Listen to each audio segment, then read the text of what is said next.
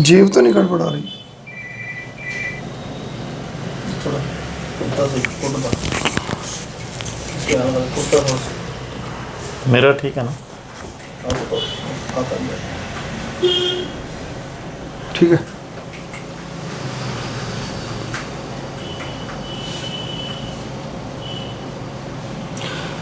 नमस्कार साथियों, 26 अगस्त 2024 का दिन है। हरियाणा जनादेश टाइम्स को आप देख रहे हैं। मैं हूं सुनील सचदेवा, मेरे साथ हैं मेरे सहयोगी रोहित चौहान, और मेरे साथ जो बैठे हैं, मेरे ख्याल यह युवा अब किसी परिचय का मोहताज नहीं है। देसी घी का हलवा आपने इनका खाया हो या ना खाया हो, लेकिन खुशबू वीडियो के माध्यम से, लोगों के माध्यम से पूरे विधानसभा क्षेत्र में जरूर पहुंची है। जनादेश स्टूडियो में आज हमारे साथ हैं भाजपा नेता अनिल सियाग। भारतीय जनता पार्टी में विभिन्न पदों पर रहे हैं और 25 अगस्त को अनिल सियाग ने अनाज मंडी के शेड के नीचे एक शानदार जनसभा का आयोजन करके, जिसमें बड़ी संख्या में युवा थे, बड़ी संख्या में महिलाएं थी, और इनके लिए एक विशेष उपलब्धि रही। भारतीय जनता पार्टी ने हाल ही में राजस्थान के 2 बार सांसद रहे स्वामी सुमेधानंद सरस्वती जी महाराज, जो कि फतेहाबाद जिले के प्रभारी हैं, भाजपा के चुनाव प्रभारी हैं, पूरा मतदान तक यहाँ रहेंगे, मतगणना तक यहाँ रहेंगे, वो भी इनकी जनसभा में पहुंचे। अनिल सियाग जी, सबसे पहले तो आपका हमारे चैनल पे स्वागत है। बहुत बहुत आभार जी। आपके माध्यम से आज जन्माष्टमी के पर्व पर मैं सभी मेरे प्रियजनों, दर्शकों को कोटि कोटि बधाई देता हूं, प्रणाम करता हूं। आज भगवान श्री कृष्ण जी का और श्री गुरु जम्बेश्वर जी का जन्मदिन है। इस जन्मदिन के पर्व पर मैं आप सभी को प्रणाम करता हूं, नमस्कार करता हूं, बधाई देता हूं।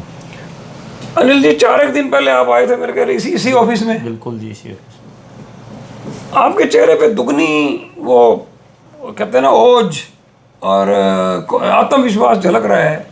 ये कल की रैली का कारण है या देसी घी लगा गया है वो चेहरे पे? नहीं, ये तो पब्लिक का प्यार है, जो अपने है ना, जनता, इसकी जो एनर्जी है ना, ये देसी घी से कई गुना ज़्यादा है। आपकी जनसभा कल हुई। बिल्कुल।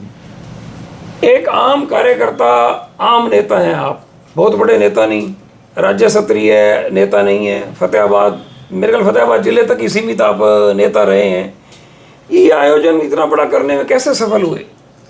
देखो, मैं 2004 में मैंने +2 करी। उसी टाइम मैं बूटाराम डिपू के कपड़े की दुकान पे, कपड़ा बेचने के लिए कपड़े की दुकान पे लगा, एक कारिंदे के रूप में।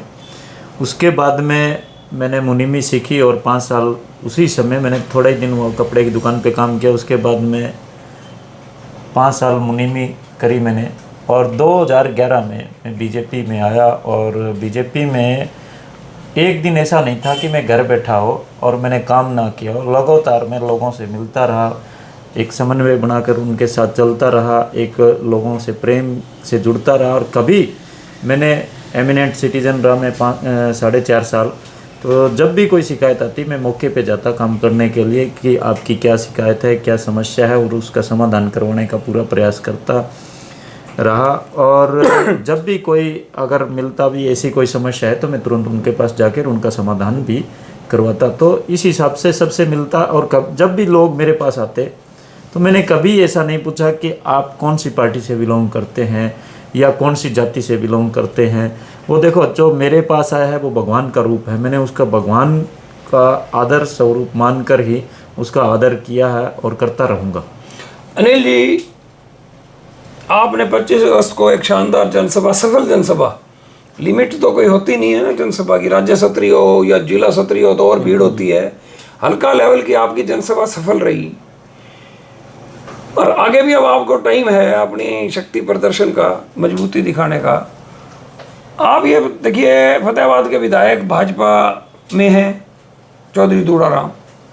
एक विधायक बार बार विधायक रह लेता है तो नेगेटिव वोट भी हो जाते हैं, कई तरह के प्रश्न चिन्ह भी कार्यप्रणाली के ऊपर लग जाते हैं। भाजपा टिकट के चौधरी दूड़ाराम भी दावेदार हैं, वेद फुल्ला भी दावेदार हैं, राजपाल बेनीवाल भी दावेदार हैं, और भी लोग होंगे। भाजपा ने कई लोगों को नाम रखा होगा, भी सर्वे किए होंगे। मैं मुख्य रूप से आपसे पूछ रहा हूँ कि भाजपा दूड़ाराम को, वेद फुल्ला को, राजपाल बेनीवाल को टिकट ना देकर आपको क्यों दे? पहले तो मैं सफल जो आयोजन हुआ है इसके लिए मेरे विधानसभा के प्रियजन को, जो प्रत्यक्ष हो रहा है, प्रत्यक्ष रूप से जिनका आशीर्वाद रहा, सहयोग रहा, उनका कोटि कोटि धन्यवाद करता हूँ। हृदय की गहराइयों से प्रणाम करता हूँ, उनका धन्यवाद शुक्रिया करता हूँ। एक सामान्य से कार्यकर्ता के लिए एक छोटे से मैसेज पे सभी इतनी बड़ी जनसंख्या में और यहाँ पहुँचे और मेरे को आशीर्वाद दिया, इसके लिए तहे दिल से प्रणाम और धन्यवाद। बात भी मेरे को टिकट क्यों मिले और मिले तो मैं क्या करूँगा। देखो, मेरा विज़न है काम करने का, सिर्फ और सिर्फ काम करने का, युवाओं को आगे बढ़ाने का, नशे से दूरियां बनाने चाहिए युवाओं को। तो इसके लिए मेरे को क्या करना चाहिए, इस पे मैं काम करूँगा। मैं एक किसान हूँ तो किसान की समस्या जानता हूँ, एक दुकानदार रहा हूँ तो एक व्यापारी भाइयों की जो समस्या होती है तो उसके बारे में ध्यान है, उसकी समस्या जानता हूँ।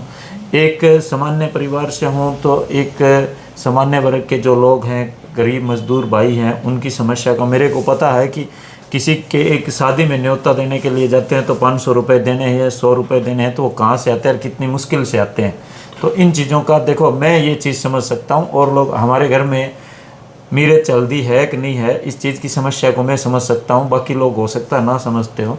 तो इन चीज़ों पे अच्छा काम करने के लिए कि हमारी विधानसभा के लोग आगे कैसे बढ़े और तरक्की कैसे करें, हमारी विधानसभा क्षेत्र में उद्योग लगे ताकि हमारे सारे लोगों को अच्छा रोजगार मिले, चाहे व्यापारी भाई हो, किसान भाई हो, चाहे मजदूर भाई हो, युवाओं के लिए अच्छे कोचिंग सेंटर हो, अच्छी पढ़ाई की व्यवस्था, एक शिक्षा का हब हो। इसके लिए देखो हमारी सरकार ने पहले भी बहुत अच्छे काम किए, बाकी इस पे और अच्छा प्रयास करने के लिए।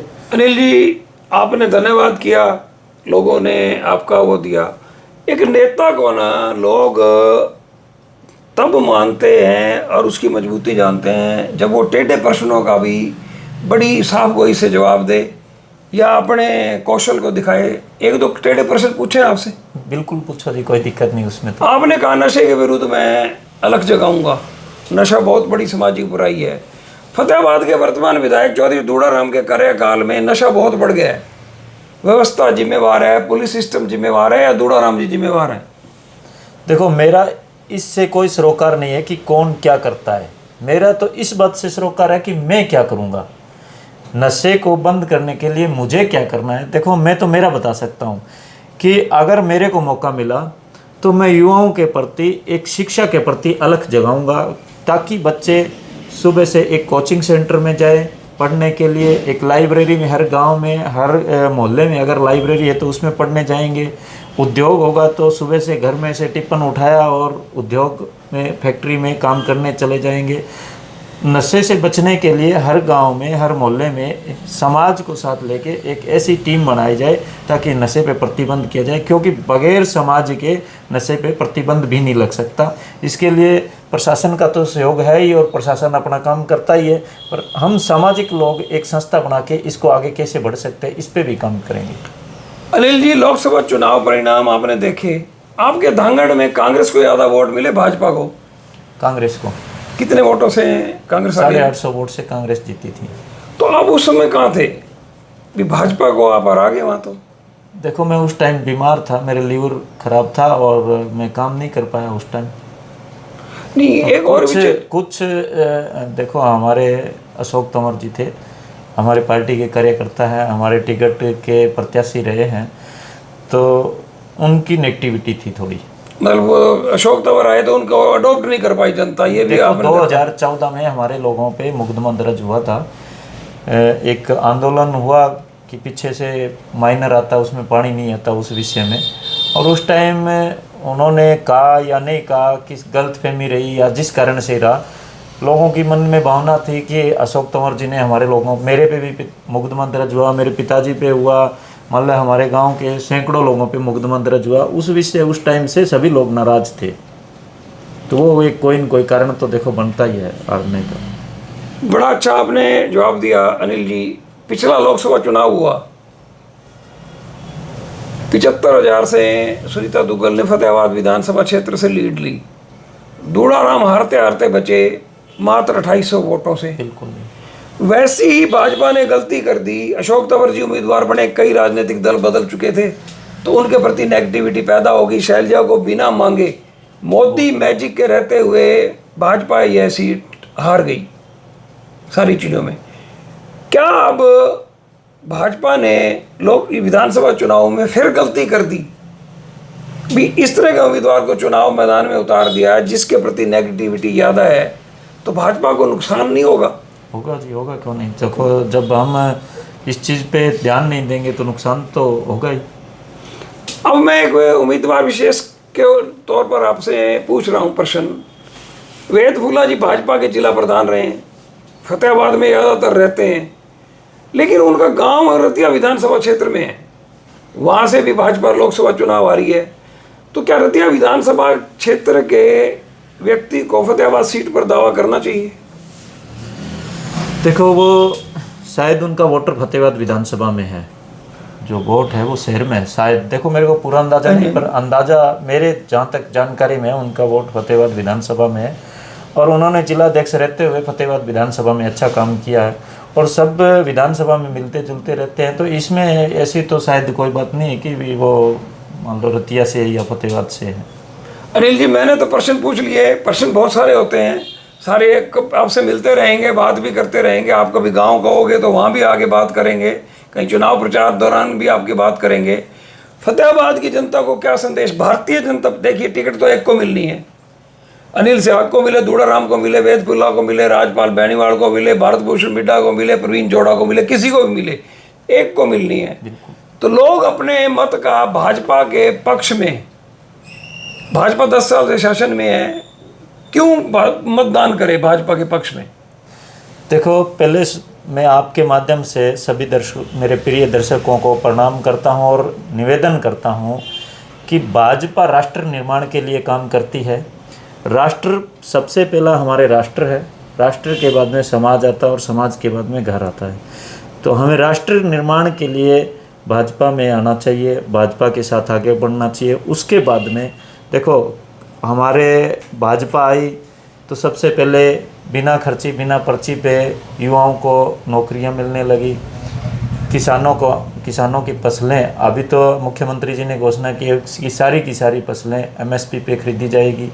तो इससे अच्छा और मान लो किसानों के लिए, युवाओं के लिए, व्यापारियों के लिए, मजदूरों के लिए इससे अच्छी पार्टी हो ही नहीं सकती। मगर हम राष्ट्र निर्माण के लिए और देश की उन्नति के लिए और 2047 में विकसित भारत बनाने के लिए बीजेपी में आई और बीजेपी का साथ बढ़ाए, कंधे से कंधे हम आगे बढ़ेंगे और तो देश का निर्माण होगा, देश आगे बढ़ेगा। साथियों, अनिल सिहाग ने बड़ी साफगोई से, स्पष्टवादिता से, हालांकि राजनीति में इस तरह से साफ सुथरे लोग दुर्लभ होते हैं, एक गांव से जुड़े हैं, कपड़े की दुकान पे भी काम किया है, मुनीमी भी की है और आज भी अपने खेत में काम करते हैं। बड़ी साफगोई से इन्होंने कहा है कि दूड़ाराम के कार्यकाल में क्या हुआ क्या नहीं हुआ मुझे मतलब नहीं है, मैं अच्छा करने का वायदा करता हूँ। साथ ही इन्होंने कहा कि वेद फुल्ला चाहे बेशक फुल्ला गाँव में जन्मे हैं, कर्म क्षेत्र फतेहाबाद है, ज़्यादातर दिनचर्या फतेहाबाद जिला प्रधान के तौर पर, भाजपा की राजनीति पे के तौर पर वेद फुल्ला फतेहाबाद में ही रहते रहे हैं, इस क्षेत्र में ही सक्रिय हैं। पार्टी उन्हें टिकट देती है या दावा करते हैं, इस बात से भी गुरेज नहीं। साथ ही इन्होंने ये कह दिया है कि टिकट किसी को भी मिले, भाजपा ने राष्ट्र निर्माण, एक हिंदू राष्ट्र के निर्माण में, एक मजबूत राष्ट्र के निर्माण में बहुत बड़ी भूमिका निभाई है। इसलिए भारतीय जनता पार्टी की सदस्यता भी लें और वोट भी डालें ताकि सत्ता राष्ट्र निर्माण में लगी एक पार्टी के हाथों में रहे, लोगों का भला हो। ये अनिल सिहाग ने अपने विचारों में कहा है। आज इतना ही।